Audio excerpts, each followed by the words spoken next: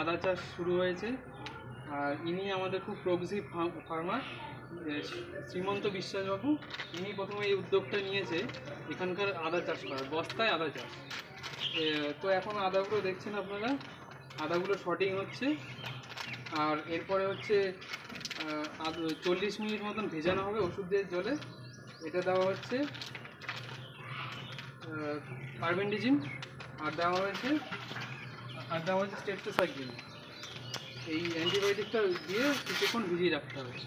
ভিজিয়ে রাখার পর তারপরে এই আদাগুলো বস্তার মধ্যে পেতে কলটা বার করানোর পর তারপরে সেটা বস্তার মধ্যে লাগানো হবে। আমি শ্রীমন্ত বিশ্বাস, কৃষ্ণগঞ্জ ব্লকের তালদমাজদা গ্রাম পঞ্চায়েতের আদিত্যপুর গ্রামের একজন চাষি।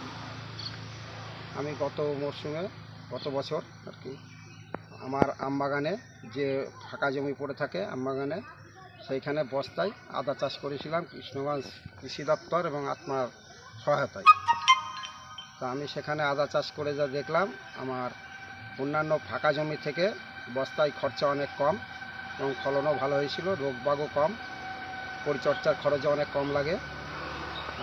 সামান্য একটু ধসা পচা রোগ হয়েছিল, তা কৃষি দপ্তর এবং আত্মকর্মীদের সহায়তায় তাদের পরিচর্যার মাধ্যমে সেটা ঠিক হয়ে যায়। ফলন আশানুরূপ এমনি জমি থেকে বস্তায় ভালো হয়েছে ভালো। এবং আমি আগামীতে এরকম সুযোগ সুবিধা পেলে আবার আদা চাষ করব।